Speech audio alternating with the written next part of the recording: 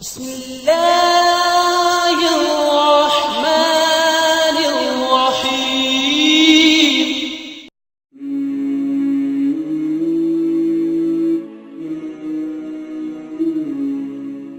جنات اور شیاطین، سب سے پہلی بات دیکھ لیجئے کہ جنات جو ہیں، جن کا معنی کیا ہے، جن کا لغوی معنی کیا ہے؟ جن کا لغوی معنی ہے نظر نہ آنے والی چیز، نظر نہ آنے والی چیز۔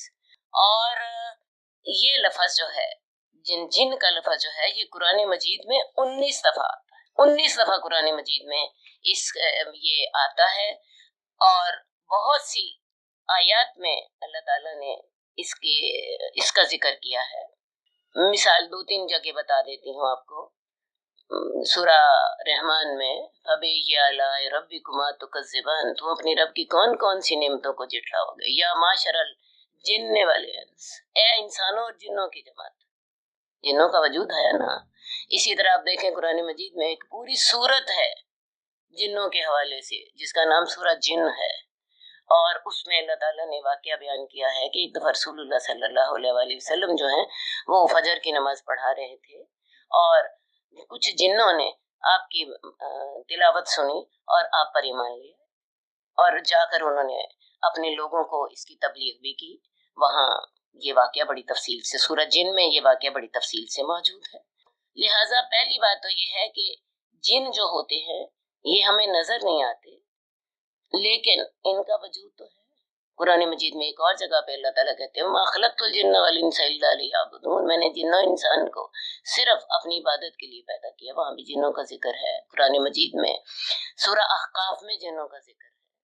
سورہ جن پوری کی پوری 2 رکوعوں کی صورت ہے جس کا نام ہی جن ہے۔ اسی طرح احادیث میں 6 واقعات ہمیں ایسے ملتے ہیں جن میں یہ ذکر ہے کہ رسول اللہ صلی اللہ علیہ وسلم جنوں کے پاس گئے، یا جنوں نے آپ کو بلا لیا، یا جن آپ کے پاس آئے، یا جن آپ کے پاس آئے۔ ایک واقعہ تو وہی ہے جو قرآن مجید میں جس کا ذکر ہے کہ آپ فجر کی نخلا کے مقام پر آپ فجر کی نماز پڑھا رہے تھے، اور جنہوں نے آپ کی بات سنی، آیات قرآن مجید کی آیات سنی اور ان پر ایمان لے آئے، اور جا کے اپنی قوم کو بھی اس کی دعوت دی۔ اس کے علاوہ اور 5 واقعات حدیث میں ملتے ہیں۔ کل 6 واقعات ہیں جن میں آپ یا تو جنوں کے پاس خود گئے ہیں، جنہوں نے آپ کو بلایا ہے، یا جن آپ کے پاس آئے ہیں اور آپ نے انہیں دین کی دعوت دی ہے۔ اچھا جی، اگلی بات یہ ہے کہ جنات جو ہیں ان کی دنیا کیسی ہے؟ جنات جو ہیں یہ عام طور پر ویرانوں میں رہتے ہیں، عام طور پر ویرانوں میں رہتے ہیں، یا صحراؤں میں جہاں آبادیاں نہیں ہوتی، اور زیادہ تر گندی جگہوں پہ رہتے ہیں، ناپاک جگہوں پہ رہتے ہیں۔ جیسے ہمیں حدیث سے پتہ چلتا ہے کہ ہمیں کیا دعا سکھائی گئی ہے، اللہم انی اعوذ بک من الخبث والخبائث۔ جب بیت الخلاء جاؤ تو وہاں یہ دعا پڑھ کے جاؤ، اللہ میں تیرے سے ناپاک جنوں اور جنیوں سے تیری پناہ میں آتی ہوں، ٹھیک ہے نا۔ تو یہ گندگی کی جگہوں پر رہتے ہیں۔ ایک یاد رکھیں، ہر انسان کے ساتھ ایک جن مقرر ہے، ہر انسان کے ساتھ ایک شیطان مقرر ہے۔ اصل میں شیطان بھی چونکہ انسان کو نظر نہیں آتے، تو جنوں میں سے اکثر جو ہیں یہ سرکش ہوتے ہیں، ان میں سے کم نیک ہوتے ہیں۔ جنوں کی پیدائش جو ہے یہ کس سے ہوئی ہے؟ آگ سے ہوئی ہے۔ انسانوں کی پیدائش مٹی سے ہوئی ہے، اور آگ میں آپ کو پتہ تیزی زیادہ ہے، تو جنوں میں سرکش جن زیادہ ہوتے ہیں، اگرچہ ان میں نیک بھی ہوتے ہیں اور بد بھی ہوتے ہیں۔ تو لہٰذا ان کے اوپر بھی جنوں کے اوپر بھی شیاطین ہی کا لفظ بولا جاتا ہے، کیونکہ میں نے آپ کو جیسے بتایا کہ ان کی پیدائش چونکہ آگ سے ہوئی ہے، ان کے اندر سرکش جن زیادہ ہیں، تو شیاطین کا لفظ جنوں پر بھی بولا جاتا ہے اور شیاطین پر بھی بولا جاتا ہے۔ تو ہر انسان کے ساتھ ایک شیطان مقرر ہے۔ حدیث میں آتا ہے کہ رسول اللہ صلی اللہ علیہ وسلم نے فرمایا کہ اللہ تعالیٰ نے تم میں سے ہر ایک کے ساتھ ایک جن کو ساتھی مقرر کیا ہے۔ لوگوں نے عرض کی یا رسول اللہ کیا آپ کے ساتھ بھی ہے؟ آپ نے فرمایا ہاں، وہ میرے ساتھ بھی ہے، مگر اللہ تعالیٰ نے اس کے مقابلے میں میری مدد فرمائی ہے، وہ میرے تابع ہو گیا ہے، اور اب وہ مجھے صرف بلائی ہی کا حکم دیتا ہے، وہ مجھے برائی کا حکم نہیں دیتا۔ میرا شیطان جو ہے وہ مجھے بلائی ہی کا حکم دیتا ہے۔ اسی طرح آپ کو پتا ہے حضرت عمر جس راستے سے گزرتے تھے شیطان اپنا راستہ بدل جاتا تھا. یہ جو نیک لوگوں سے ڈرتے بھی. ٹھیک ہے. جن جو ہوتے ہیں بہت تیز رفتار ہوتے ہیں اور بے پناہ قوت کے مالک ہوتے ہیں. جیسے حضرت سلیمان کے واقعے میں ہے، آپ کو پتا ہے ملکہ سبا کا جب آپ کے سامنے ذکر ہوا تو آپ نے پوچھا کہ میرے پاس ملکہ سبا کا تخت کون لائے گا؟ تو ایک جن نے کہا کہ میں آپ کے پاس لے آؤں گا اس سے قبل کہ آپ اپنی جگہ سے کھڑے ہوں. یہ سورہ نمل کی آیت نمبر 38 میں ہے.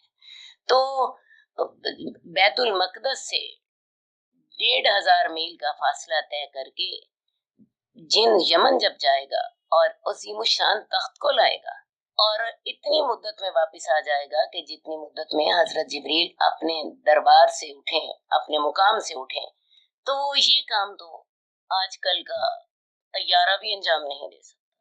جن اس سے زیادہ تیز رفتار ہوا اور جن اس سے زیادہ طاقتور ہوا، کیونکہ وہ تخت جو تھا ایک آدمی نہیں اٹھا سکتا تھا، بہت بڑا تخت تھا.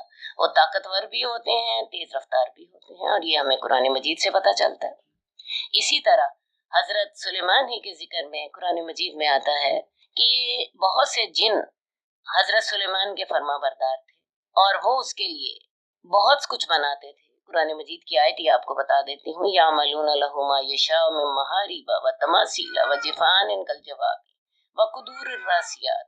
وہ جن اس کے لیے جو وہ عمارتیں چاہتے تھے، بڑی بڑی عمارتیں بناتے تھے، قلعے بناتے تھے، بڑے بڑے حوض بناتے تھے اور اپنی جگہ سے نہ ہٹنے والی بھاری دیگیں بناتے تھے. تو جن جو ہیں بہت طاقتور ہوتے ہیں. اس کے علاوہ جن جو ہیں انسانی جسم میں بھی داخل ہو جاتے ہیں.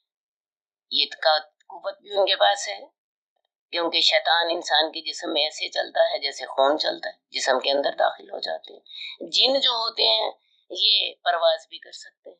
سورہ جن میں آتا ہے کہ ہم نے آسمان کو ٹٹولا تو ہم نے اس کو پایا کہ وہ بھرا ہوا ہے سخت پہرے داری سے.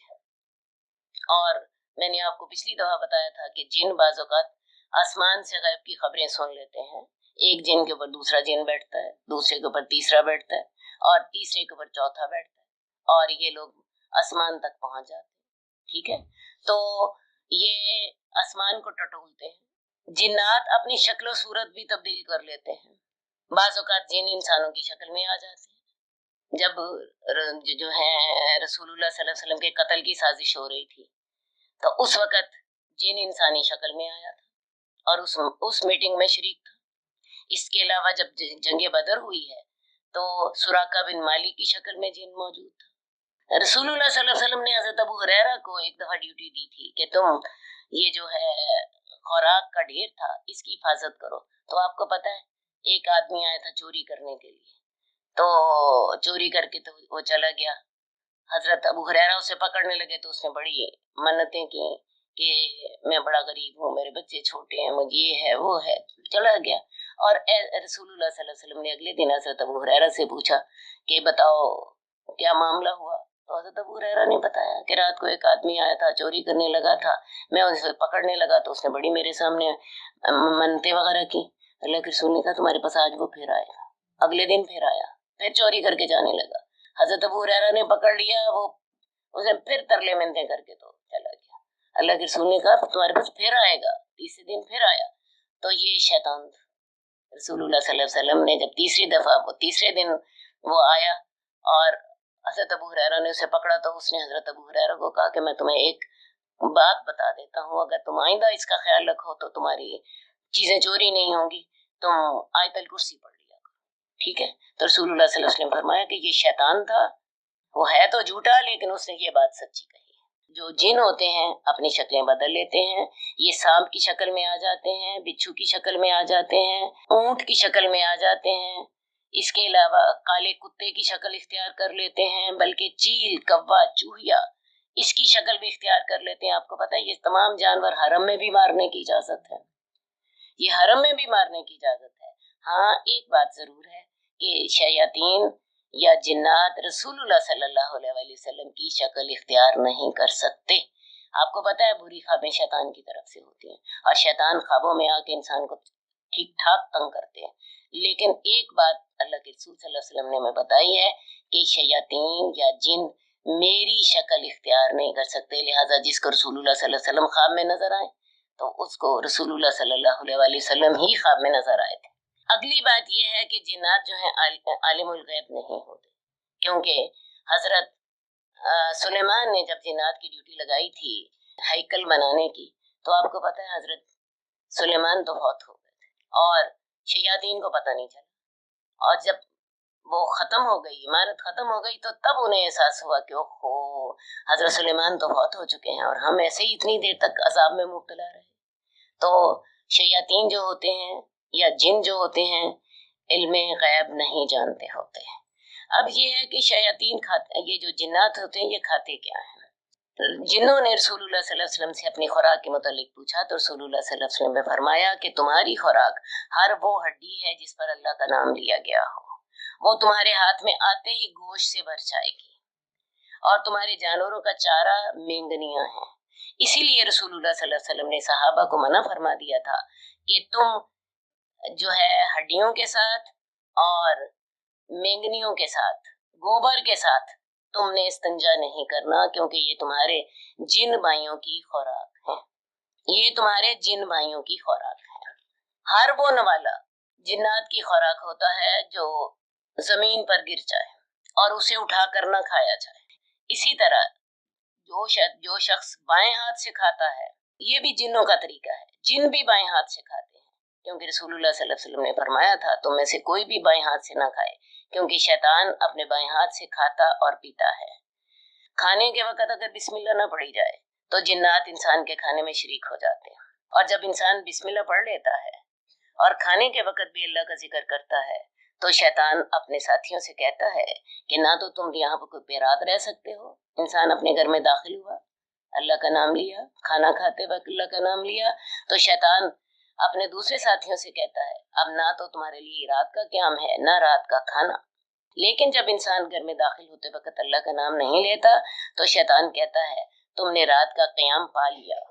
اور جب انسان کھانے کے وقت اللہ کا نام نہیں لیتا تو شیطان کہتا ہے تم نے رات کا قیام بھی پا لیا اور رات کا کھانا بھی تمہیں مل گیا. اسی طرح شیاطین جو ہیں اندھیری جگہوں پہ رہنا پسند کرتے ہیں، غیر آباد مکانوں میں، جنگلوں میں، درختوں پر، نجاست اور گندگی کی جگہ پر. ہاں، اہل علم کہتے ہیں کہ نیک جن جو ہوتے ہیں وہ پاکیزہ جگہوں پہ رہتے ہیں، وہ مساجد اور بیت اللہ کے قریب رہنے کو ترجیح دیتے ہیں، نیک جن جو ہیں. لیکن جو برے جن ہیں وہ بیت الخلاء اور گندگی کے ڈھیروں پر رہتے ہیں، وہ گندگی کے ڈھیروں پر رہتے ہیں. اس کے علاوہ جنات ایسی جگہوں پہ بیٹھنا پسند کرتے ہیں جہاں سایہ اور دھوپ دونوں پڑے، کیونکہ حدیث میں آتا ہے کہ رسول اللہ صلی اللہ علیہ وسلم نے ایسی جگہ بیٹھنے سے منع کیا ہے جب انسان پر سایہ اور دھوپ دونوں پڑے، اور آپ نے فرمایا تھا کہ یہ شیطان کے بیٹھنے کی جگہ ہوتی ہے. اسی طرح بازاروں میں بھی جنات بازاروں میں بھی بہت جنات ہوتے ہیں، کیونکہ یہی وہ مقام ہے یہاں پہ جھوٹ، فریب، دھوکہ، سود، بے حیائی اور گانے بجانے جیسے شیطانی کام عروج پہ ہوتے ہیں. اور میرا خیال ہے ہماری شادیوں میں بھی ضرور شیطان ہوتے ہیں، ہماری شادیوں پہ بھی ضرور جنات ہوتے ہیں، کیونکہ وہاں بھی شیطانی کام سارے عروج پر ہوتے ہیں.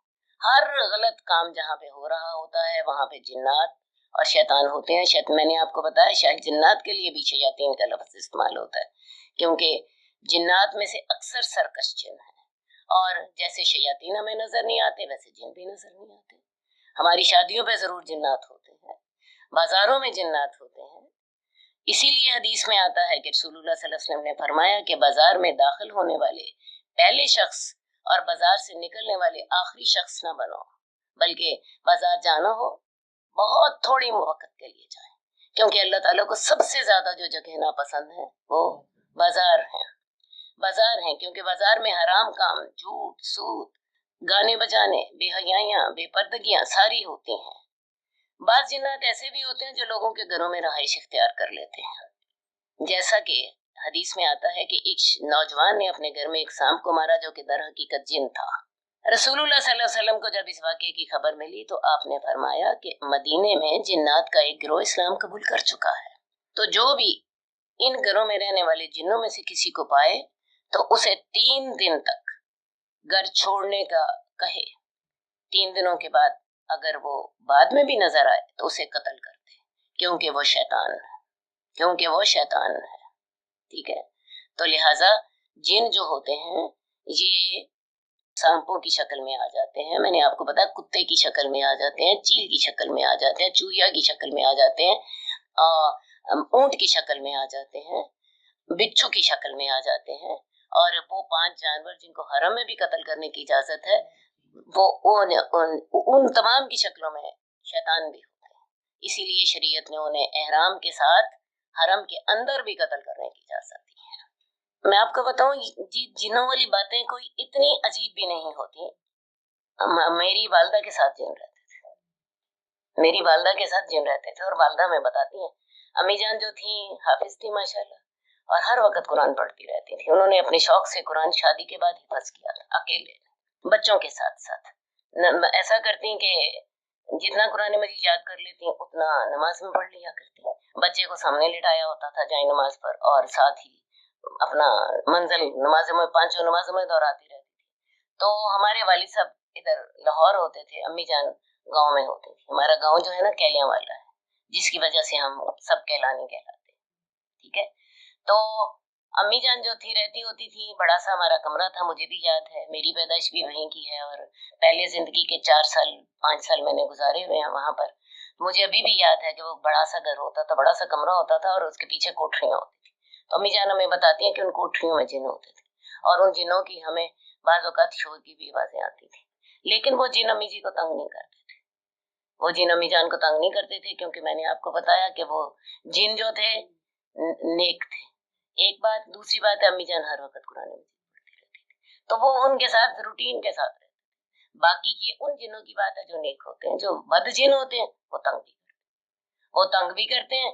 اسی لیے رسول اللہ صلی اللہ علیہ وسلم نے جو صحابہ کو یہ حکم دیا ہے کہ مدینہ میں جنات کا ایک گروہ اسلام قبول کر چکا ہے، اور کسی کو اپنے گھروں میں سے کوئی جن کو پائے، یعنی کوئی اسے سانپ نظر آ رہا ہے، تو یہ جو اس کو 3 دفعہ اسے اطلاع دے اور اسے کہے کہ وہ عہد جو تم نے حضرت سلیمان سے کیا تھا، میں تمہیں اس عہد کا حوالہ دے کے کہتا ہوں کہ یہاں سے چلے جاؤ۔ 3 دن تک یہ بات انہیں کہتا رہے، اور جب تک 3 دنوں کے بعد بھی وہ نہ جائے تو اس کا مطلب یہ ہے کہ وہ شیطان، پھر اسے قتل کر دو، پھر اس سانپ کو مار دو۔ یہ جو میں نے آپ سے بات کہی ہے یہ حدیث میں موجود ہے کہ میں تمہیں اس عہد کا حوالہ دیتا ہوں جو تم نے حضرت سلیمان سے کیا تھا کہ تم یہاں سے چلے جاؤ، اور پھر وہ اگر وہ 3 دنوں کے بعد بھی نہ جائے تو پھر وہ اس کو قتل کر دو، وہ شیطان ہے۔ اب جنات جو ہیں یہ شام جب ہوتی ہے تو اس وقت یہ پھیل جاتے ہیں، کیونکہ حدیث میں آتا ہے کہ شام کے وقت اپنے بچوں کو گھروں میں روک لو، کیونکہ اس وقت شیطان پھیل جاتے ہیں۔ ہاں، عشاء کے وقت میں پھر جانے کی اجازت بچوں کو دے دو۔ جنات کی شادیاں بھی ہوتی ہیں، جنات کی اولاد بھی ہوتی ہے، ٹھیک ہے۔ جنات کی شادیاں بھی ہوتی ہیں اور ان کی اولاد بھی ہوتی ہے۔ جنات کو جانور دیکھ لیتے ہیں، اور جو ہے انبیاء جو ہیں جنوں میں بھی آئے ہیں، کیونکہ قرآن مجید نے ہمیں عام طور پر بتایا ہے کہ ہم نے ہر قوم کی طرف انبیاء بھیجے ہیں، تو لہٰذا جنوں کی طرف بھی نبی آئے ہوں گے۔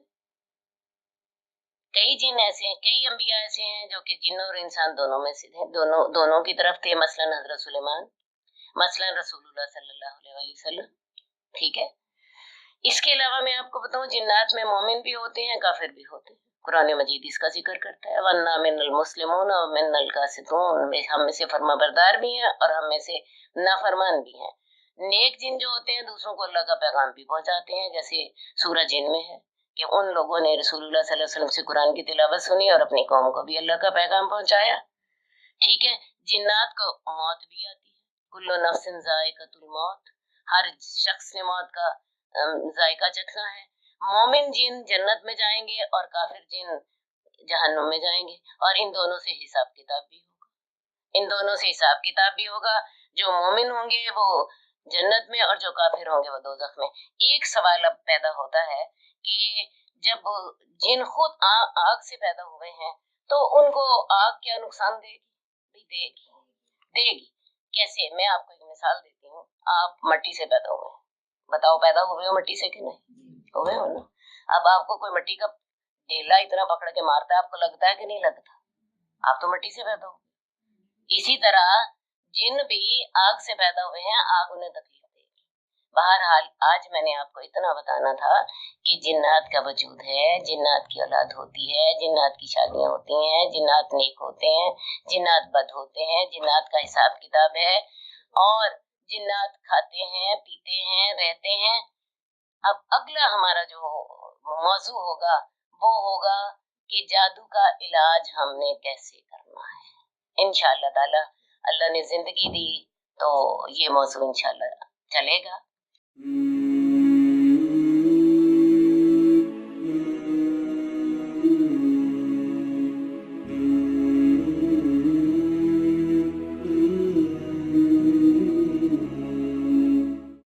جئنا إلى الدنيا كي ندعو إلى الله لننشر الخير في الكون الذي حارى ونرسل العطر من روض الهدى الزاهي ويشرق السلم أنوارا وأنوارا.